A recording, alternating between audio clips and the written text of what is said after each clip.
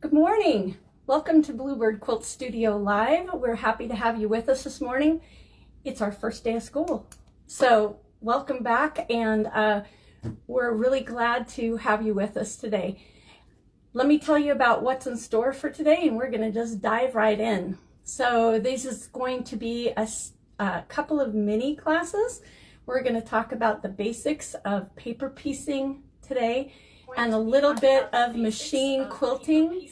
So when you are looking to get started with these two things that can be kind of intimidating, so we hope we lower your anxiety about those particular skill sets. We also have a few things that we'd like to share that are our Bluebird school supplies. So we look forward to being with you today, and thank you for joining us. As we go through the morning, there's going to be a little sale on our quilter school supplies. If you would like to purchase something, you just write sold in the comments and we will follow up with you. So you could write sold and the number of the item and we will follow up with you. You're also welcome to call our shop and process things through just through the telephone if you'd like after the live today.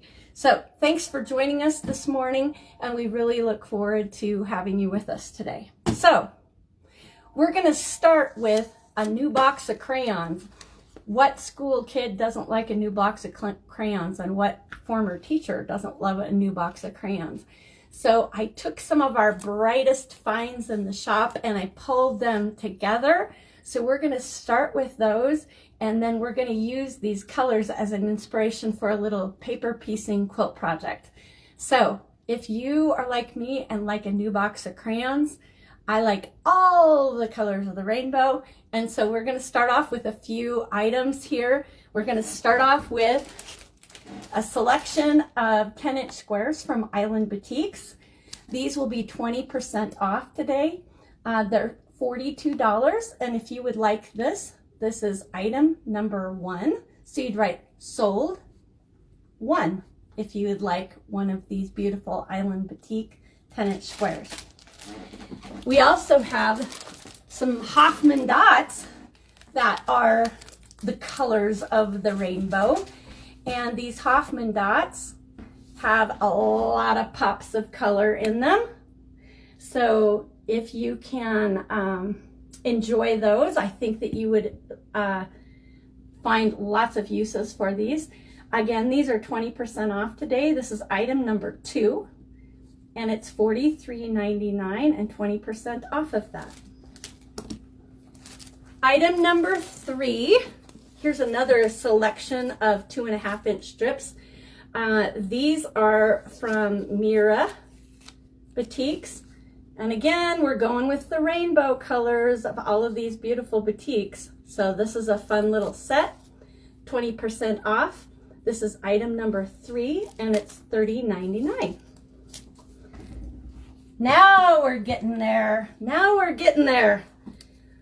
This is another strip set from Anthology, and it's the basis of our little paper piecing project that we are going to look at today. These are Be Colorful. This is a special collection that was curated by Jacqueline DeJong, and she has a series of patterns that go along with them, including one that we're going to look at here in just a minute for our paper piecing project. This particular item is item number 4, and it's $39.95 and 20% off of that. So I think the school bell's ringing, and it's time for our little mini paper piecing class. So for those of you that haven't ever heard of paper piecing is a type of foundation piecing where you use paper, hopefully a lightweight paper like this foundation paper piecing paper. This particular paper is a little thinner. You can run it easily through your printer to print off your patterns. And paper foundation piecing, The reason why people use this type of piecing is it is a more precise way of getting very, very detailed points. Like this particular project, this is a Jacqueline de Jong getting started paper piecing kit called Starlight. And that is item number 5. Item number 5. And we have several of these available. There, it is 20% off. The kit is $64, and it will make 7 of these central star units, and then you can purchase extra background fabric if you need it. But the instructions are for this little sampler. So this little Be Colorful Starlight collection is an example of why you might want to use paper piecing. These very, very pointy points are difficult to cut accurately. You end up having lots of bias edges that tend to stretch and make precision piecing difficult. So by using this paper piecing method, it will help you out. So let's take a look at what it looks like when that a paper pieced block is in process here. So this particular block still has the paper attached, and if you look closely at the back, you can see that these blocks are sewn in sections, and the numbers are going to provide a clue as we are looking at the pattern in a moment of which order you're going to lay down the pieces. You'll be stitching on the solid lines, and oftentimes around the outside edge there'll be another extra seam allowance to provide you with the ability to sew this into a quilt. So sometimes that outside seam allowance might be a dashed line, or it might be a solid line. But in most cases, you're actually going to stitch on the lines, and you stitch these blocks sort of from the back. So let's take a look at what a paper piecing pattern might look like. So here's an example of a block that I printed out that has some curves in it. And by the way, paper piecing really, the units can be pieced together that have these straight lines in it, but you wouldn't paper piece a curve. Curves don't work. So we're going to make these units. I will make these units, and then I'll use another method to attach the curved pieces together. So you can use this as a precision tool. But in any event, here's what a printed out paper pieced pattern looks like. And you would want to use that foundation paper. It really makes your piecing more accurate when you're done. Okay, you're going to rough cut out the pieces. And as you can see, sometimes when they print out, they might overlap. So you would want to line those pieces up, tape them together in this section right here prior to getting going with your project. So here we go. We're going to look at how this might work. So here is my rough cut out piece of paper. I've got a few of my Bluebird pens here to help me out. And these sections are numbered. So here is section B1. So I'm going to stitch from this side. Here's 1, 2, 3, 4, 5, 6, 7. 7 pieces. And the way I'm going to prepare this is I'm going to take a nice oversized, that's one of the things you want to be good to yourself with if you're going to use this method. The payoff is you have really precise piecing. Kind of the downside is it's not the most efficient use of fabric. You're going to be trimming off quite a lot. So in any event, a generous piece, I'm going to place it face up on the back of the paper, and I'm going to make sure that it is well over the area that will allow the coverage of that. So I place it over there. I'm going to pop a pin just to secure it so it's not going to move on me, and this is going to be kind of a temporary pin here, okay? And then I'm going to grab the next piece. So you can see the next piece in this pattern. This is color coded, so this is going to be yellow, all right? So again, we're gonna kind of layer this from the back. So I am going to place it over my stitching line so I can kind of see where this is going. And I'm going to be stitching on the line that's between piece 1 and piece 2. So this is my stitching line right here. And you kind of have to think a little bit in reverse because we want this part to be purple, okay, and this part to be yellow. So when I lay this down, if I fold this back on that line,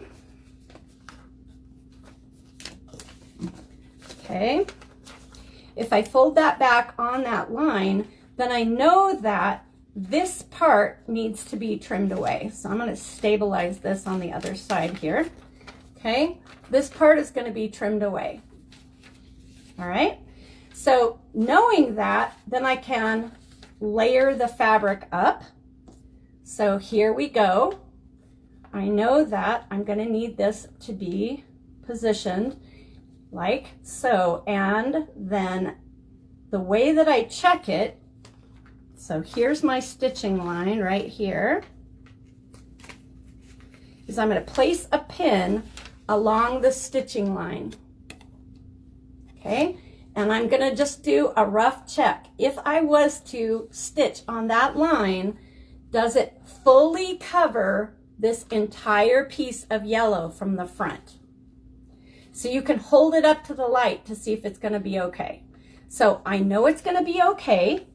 So as soon as I know it's going to be okay, then I can put it down on my sewing machine, and I'm going to start a little bit before this line and end a little bit after that line, just a couple of stitches. And quick question, is that, did you put your yellow piece right sides together to the purple? Right sides together to the purple. So you have to kind of think in reverse. This takes a little bit of practice as you're learning how to do this.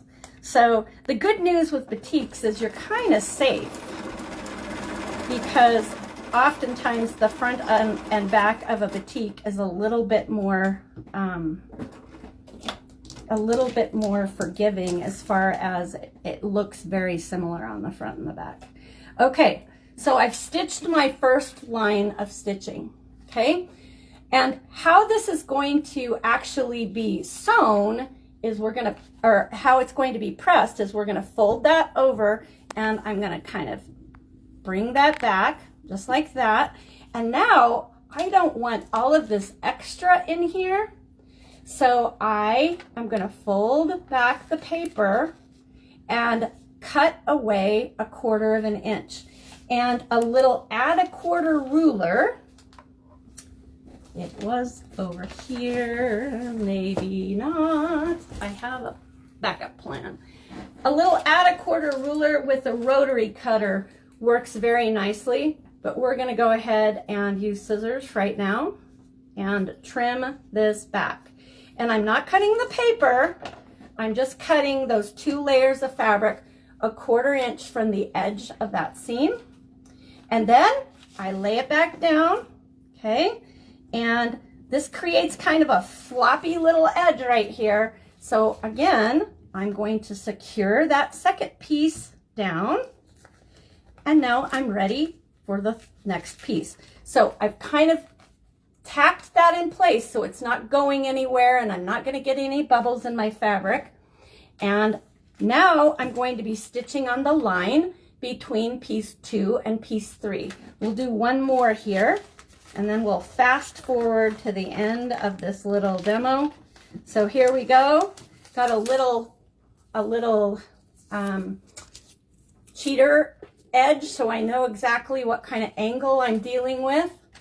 And with that folded back, you can kind of line up the next piece here. And again, I'm holding this up so that I can actually see through the fabric and know exactly where that line is. And it's going to be folded over like about there. I want to make sure that it's going to be okay. So I'm going to pin it on the stitching line one more time between 2 and 3. And yes, I do this every time. I'm sure there's people that have this down so that they don't need to do this step, but I sure do. So I'm going to pin that down right there and then do a little test fit. Make sure it's okay. Flip it over. Make sure everything is covered. So everything is covered with that piece. So it looks good. The angle looks good. And then I can bring it back down to my sewing machine. And with these secured, I'm going to just stitch a few stitches before and a few stitches after, right on that line.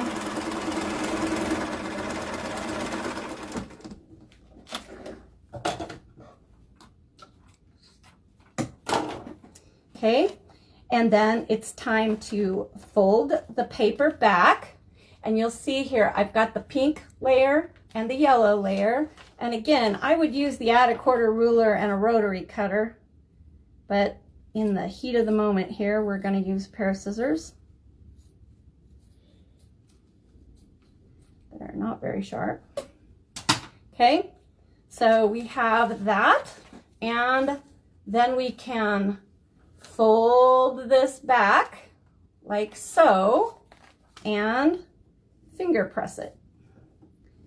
And I usually use my fingernail right there. And then it's time to secure that, and it's ready to move my way down the strip.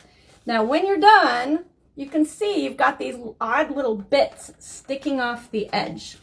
Okay, so these odd little bits, after you've stitched it, you can see how nice and precise those points are. After you've stitched it, you've got these odd little bits. So one little tip of mine, all this floppiness can create a lot of problems later on. So I like to stitch around the edge of my pattern piece right inside that seam allowance, and then do some trimming to the cut line on my fabric. So by doing those steps and cutting all the way around, you'll have a nice clean looking pattern piece. And again, as far as stitching these curves together, this curved seam right here, it's not going to be able to be paper pieced. I can use another method to get that curved seam in there. But it is a great way to make beautiful points. So I hope that that little mini class was sort of fun for you. Mary, do you have any other paper piecing tips that you like to use when you're paper piecing? No, but one thing I was thinking about, which I don't think you showed, was instead of holding things up to the light, you could use that box, the light box, to see. Yes, that is a great tool. So if you have a light box, you can even, put your phone on bright, like have a bright screen and lay the piece on your phone and have light coming up through it. I've got a nice bright window over here. So, but that's the basics of paper piecing. And if there's enough interest, if we have some people that are interested in a little paper piecing class, it is a little bit of a tongue biter the first time you do it. And my top tips are always check. So there's your A. Always check by flipping it over to make sure you've got enough to cover the entire piece that you're needing. And then be careful. Be careful with your cutting. And then C, watch out for checking before you do that final trim around the outside, because these odd little bits stick out and you can trim a part of your block if you're not careful. So you've gone all this work, then you're in trouble. So there's your ABCs of paper piecing, and it gives you nice, precise results.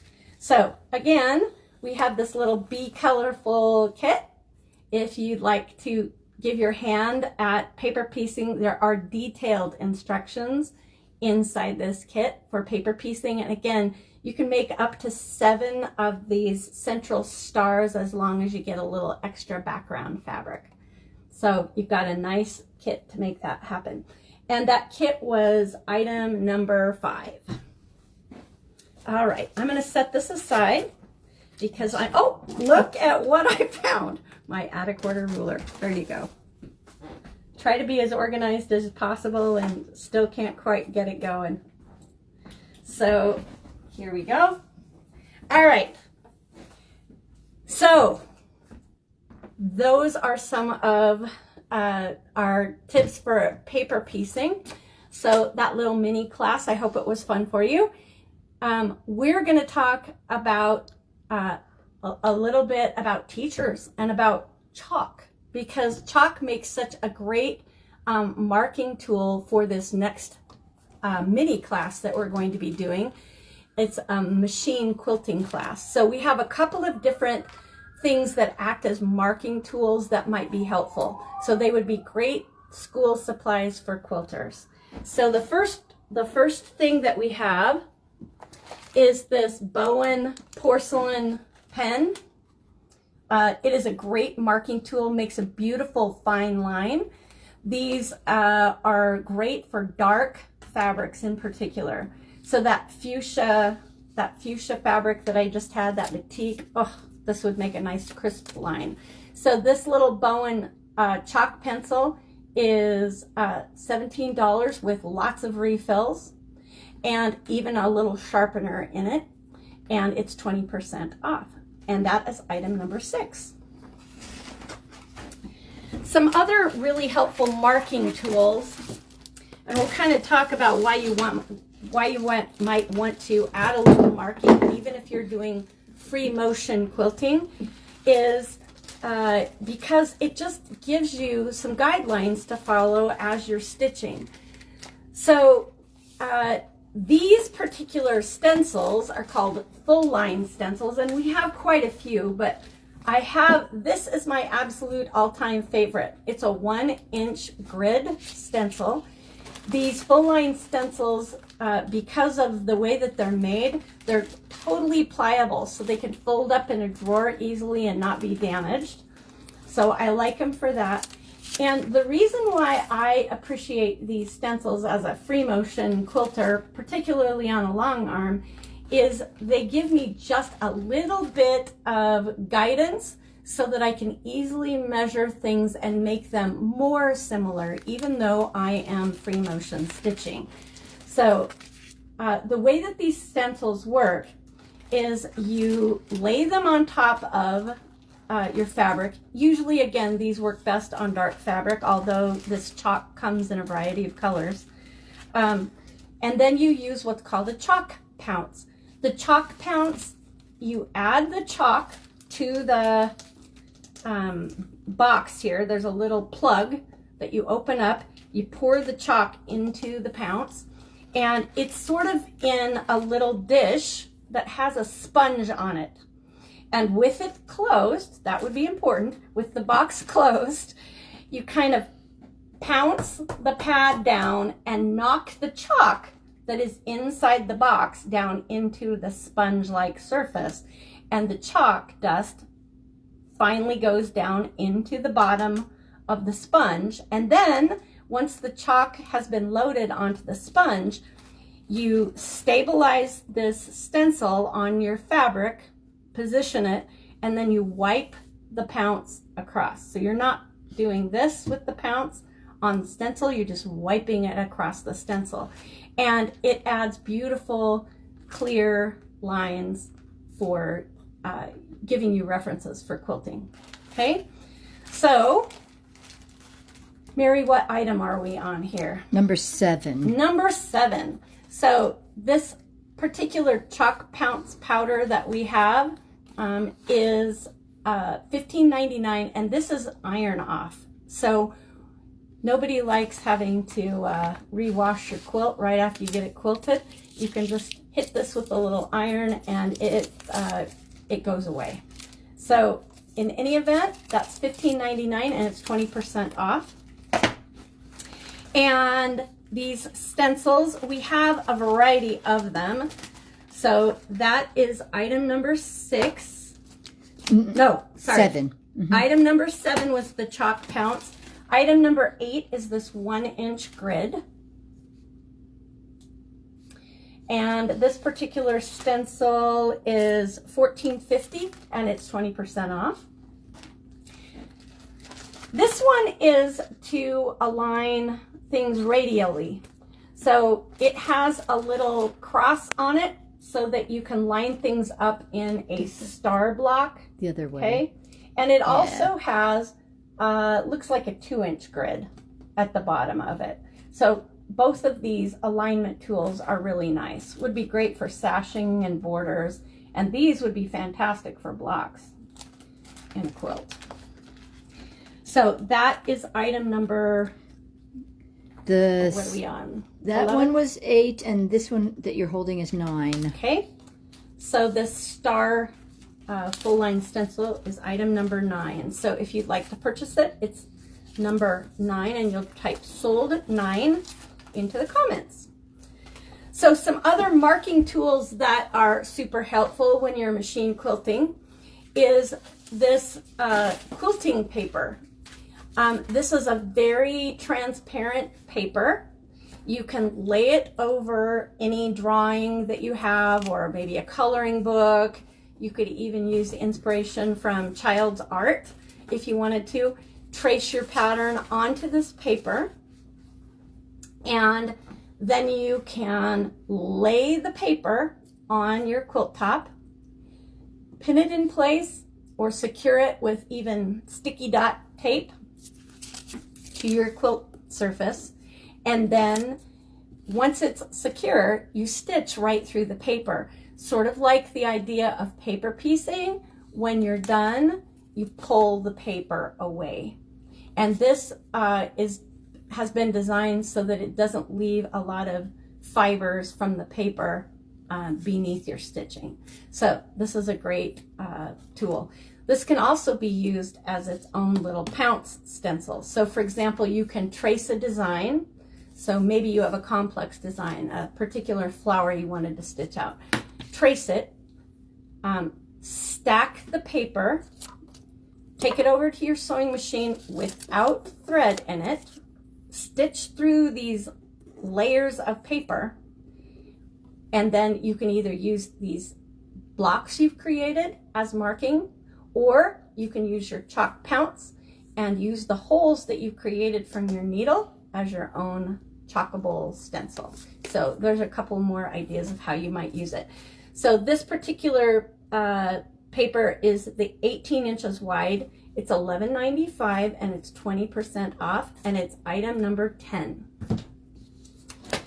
So let's talk about machine quilting on your domestic machine. And this particular skill is definitely challenging for lots of people. So I thought a nice little mini class on this would be great. This is how I learned how to quilt, and I love it. I love quilting on my Bernina smaller projects. I love quilting on my other machines for larger projects. But you know, there's just something about touching a quilt as you are machine quilting it that make stitching extra special. So it is possible to quilt a large quilt on a domestic machine, but some things you want to keep in mind, and I'm going to go quickly through these because we did our last Facebook Live on Thursday with some of these tips, so you might want to pop up that video and look at that.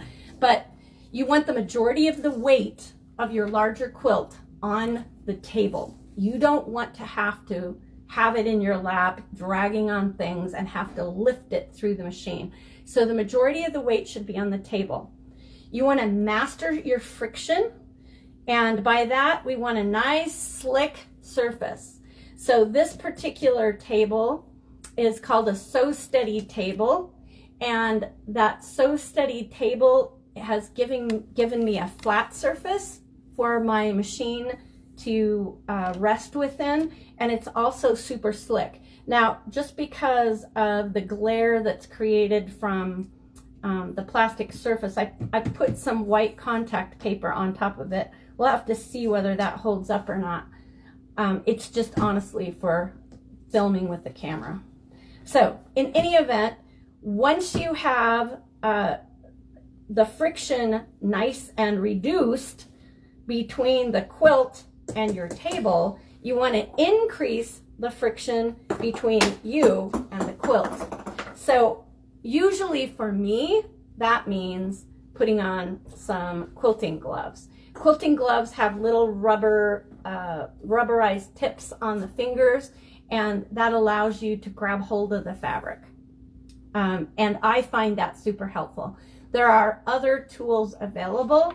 There are little paddles, there are hoops, there's all kinds of things that are helpful that increase the friction between you and the quilt top. So, majority of the weight of the quilt on the table, master friction. Not very much friction between the quilt and the table, lots of friction between you and the quilt. That will help a lot, okay? If you're quilting on a domestic machine, you want to either use a walking foot, okay? A walking foot is designed to feed things through evenly. This is great for straight line quilting, okay? Really great and very easy to master because you can use your stitch regulation that's in your machine and set the stitch length and let the feed dogs help you when you are doing this particular type of walking foot kind of stitching, because these feed dogs are going, this particular foot is going to assist your feed dogs in evenly feeding the fabric through the machine. So that particular foot is for straight line quilting, and you probably want your feed dogs up when you are using this type of foot, okay, so that you maximize the usefulness of that foot. When most people talk about machine quilting, they're usually talking about free motion kinds of quilting, and so to do that you need to have some type of darning foot. You could use an embroidery foot, you can use a hopping foot. There's all different kinds of feet available. That's another task. We're going to go ahead and put this darning foot on here. This is what I've used for years. I love it.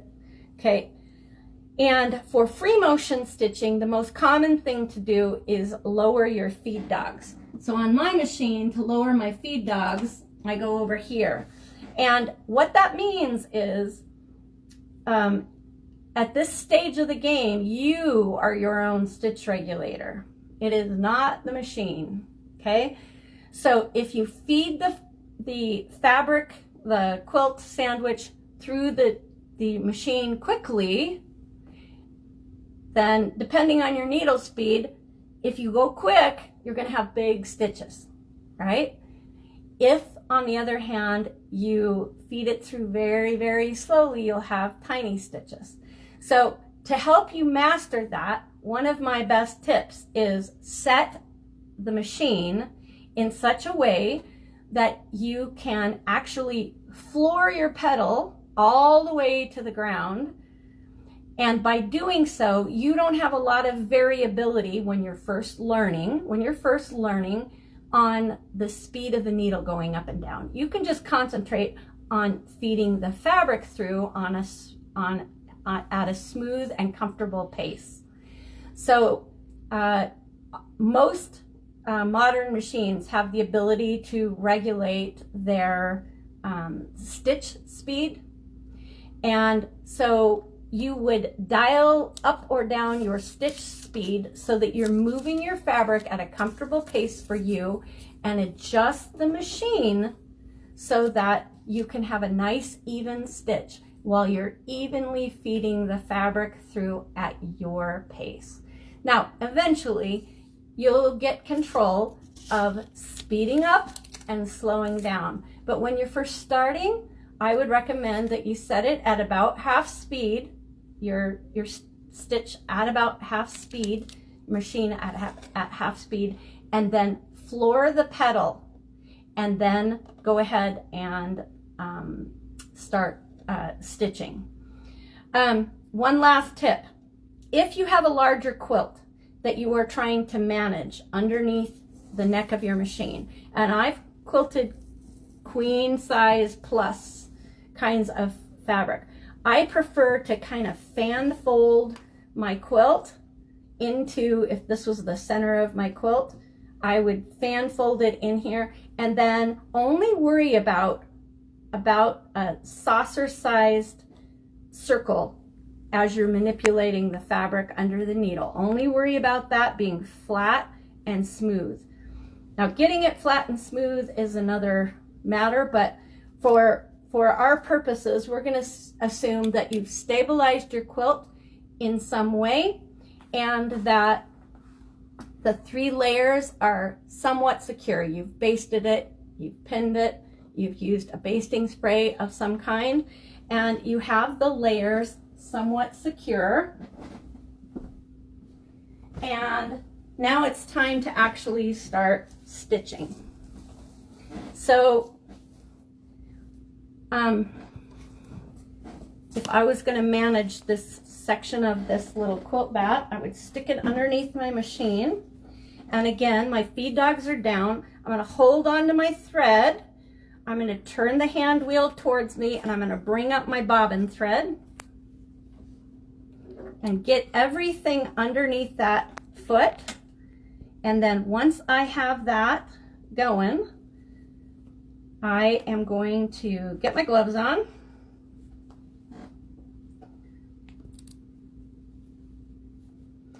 Being up above your quilt, super helpful, super helpful. And now I'm just worried about kind of making a little frame with my hands, and I'm going to move the quilt like this. I'm not going to twist the quilt. I'm going to move the quilt like this. And as you're getting going, you're used to feeding fabric through front to back. So if you're new to machine quilting, start that way. And start with a nice little curvy line, okay, so that it doesn't scare you. Once you've got that going, then try a different direction. But again, remember your little frame you've got with your hands. You can try it the other way. And then right to left. And reposition your hands when you're ready. Okay, stop your machine, and needle down is a good option if you've got that in your arsenal. So once you feel comfortable and your stitches are even, now these are large, but they're even, all right? Once you have your stitches even, if the stitches are too big, what that says is turn up your speed as long as you've got it, your foot floored all the way to the pedal floored all the way to the floor, all right? So you can turn up your speed at that point, and that will shorten your stitch length. But you go your speed, and you let the machine do the work.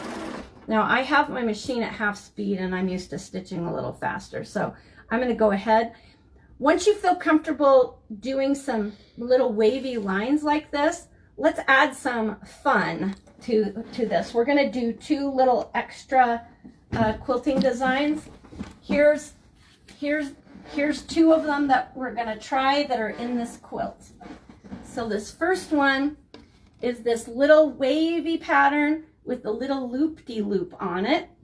So we're going to do some wavy lines with loop-de-loops, and then we'll do some little bubbles. So here we go.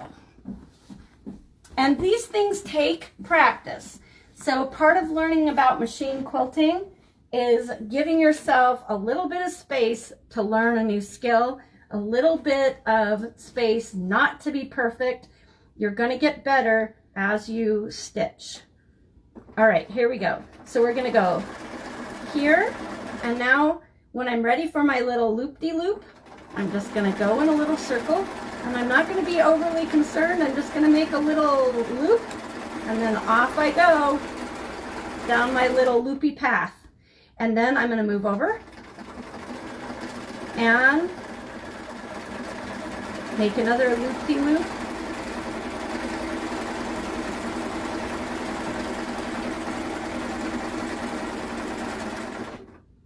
And you can add these little bubbles along the way.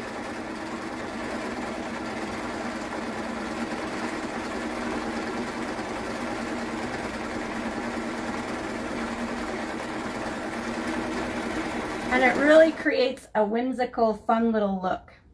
So that is a little wavy line with some loops in it. So let's talk about bubbles.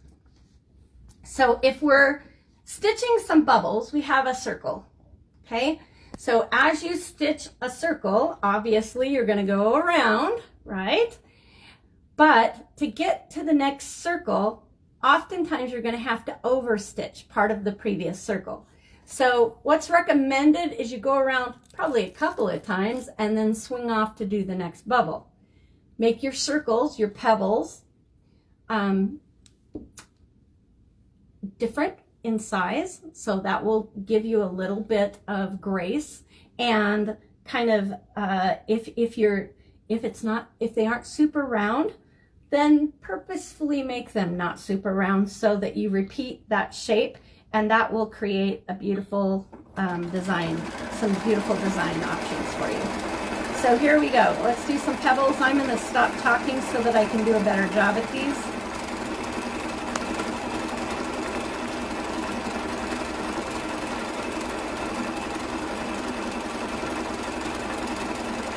And you can make them as small or as big as you want. And just swing them. And one really helpful thing is do one clockwise, and then the next one do counterclockwise. I find that my circles are way more round if I do it that way.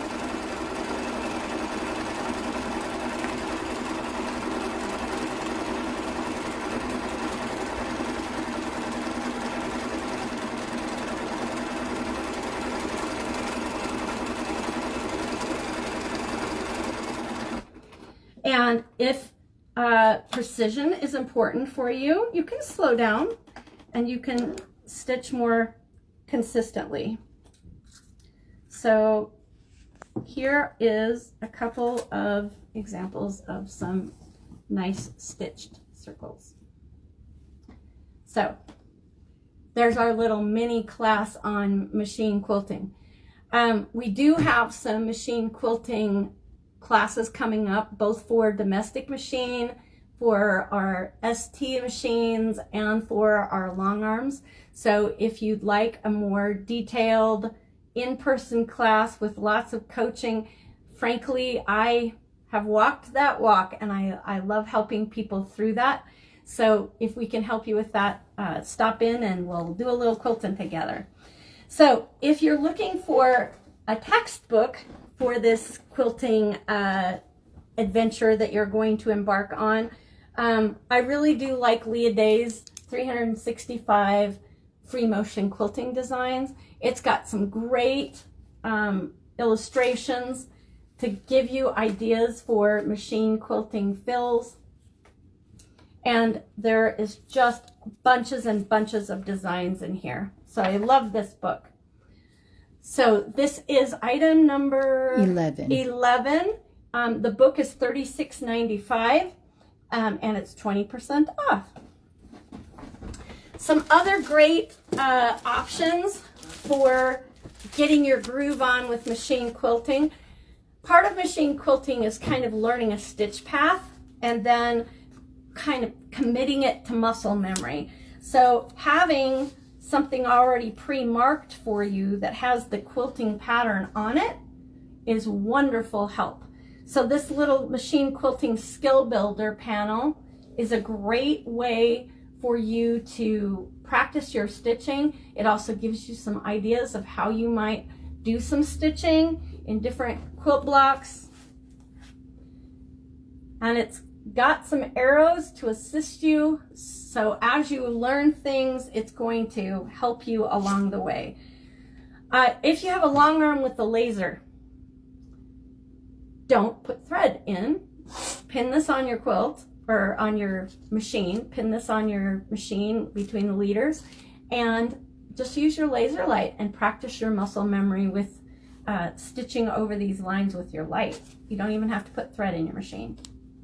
So these machine quilting skill builder panels are $12.50 each, and they're 20% off, and that is item number 12. Now, you don't have to be quilting very long.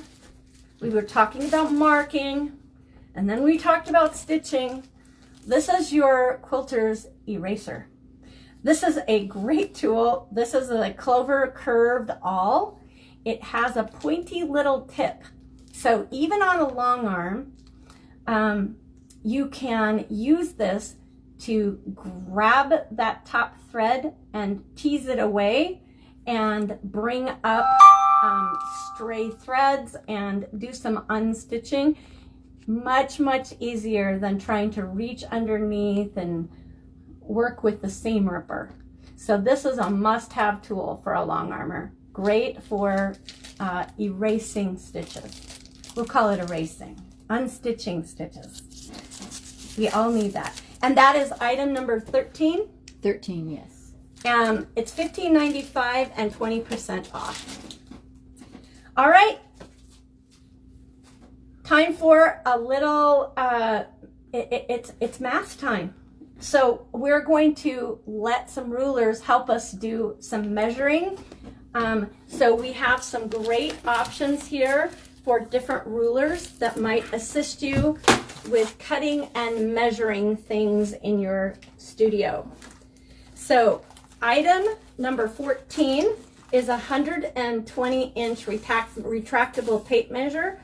So you can use this to measure binding. You can use this to measure batting, those kinds of things. Extra long Quilter's Choice retractable tape measure. It's $6.50 and 20% off. And that's item number 14. Item number 15 is this binding tool. So this is a tool, a ruler just for binding.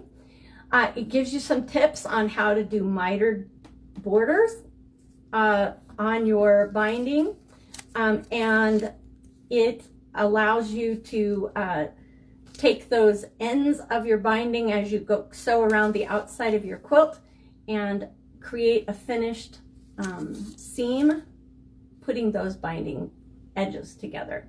So this is $36.99 for this add a binding tool, and it's 20% off, and item number 15. Now, if you are have been a quilter, one of the wonderful new advancements has come from Quilters Select in the last few years. They have this lovely sticky coating on the back of their rulers to prevent sliding as you're cutting. Makes a huge difference in your accuracy when you're cutting. So we have several different sizes. So this is item number 17. This is a Quilters Select 6x12 ruler. It's $32.99, and item 16. And item number 16. Yeah, 16. So item number 17, a Quilters Select 6x24 ruler. It's 22% off of, and the price on that is $52.99. And item number 18 is Quilters Select 6.5 by 24-inch ruler. And this one is $53.99 and 20% off. All right. So in our quilter supplies, we're also going to put our scissors in our little backpack full of supplies today. So always nice to have a new rotary blade. That always brightens a quilter's day. So these blades, a 45 millimeter blade is $9.99 and 20% off. That's item number 19.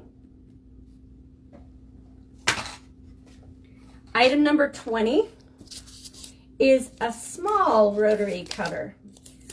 This particular 28 millimeter rotary cutter is perfect if you want to use a rotary cutter for cutting out simple applique shapes. That would be great. Would also be nice, I think, for that paper piecing at a quarter ruler. That would be a nice size for those small seams. So that's $17.49 and it's 20% off, and that is item number 20. One last item. Oh, I love these scissors. These are the greatest.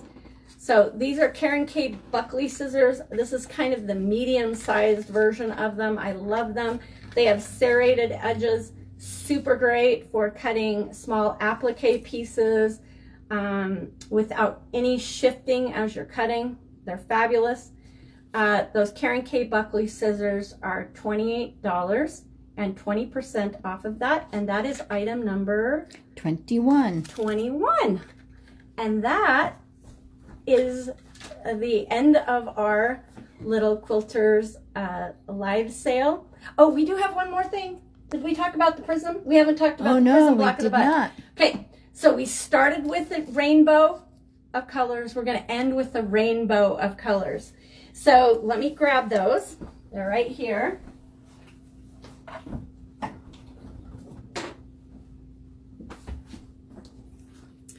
So this prism block of the month has been so popular in our shop, and we do have a few kits left. So there are two colorways. There's this beautiful blue colorway, and there's this green colorway. So the quilt is 82 by 98, so it's a very large quilt, and the kit is $289, and it comes with the binding and the fabric top, the fabrics for the top. The fabrics are luscious. So here's the border print for the green colorway, and here's a few of the coordinates with it. It's really gorgeous. And then here's the blue colorway. So lovely collection of fabrics. So we have complete kits available. They are $289, 20% off of that. So if you would like one of those, give us a little heads up and we will cut you one. Let us know which colorway you want. Yeah. So that is item number 22, and that is the last one. So there's the tail of our rainbow right there. Thank you so much for popping in this morning and joining us for Facebook Live. Appreciate your willingness to be here with us, and we look forward to seeing you in our shop. We have lots of classes available. We will be at the Boise Basin Quilt Show at the end of September. We invite you to pop in at our booth. We have some special things happening there. We also have a great financing offer and special pricing on our handy quilter machines. So if domestic machine quilting is not your bliss, and you would like a little bit grander setup for your machine quilting, we can help you out with a brand new handy quilter machine with or without a pro stitcher, and great show pricing this month. So thank you so much for enjoying this morning with us, and I appreciate the fact that you popped in. Have a great week.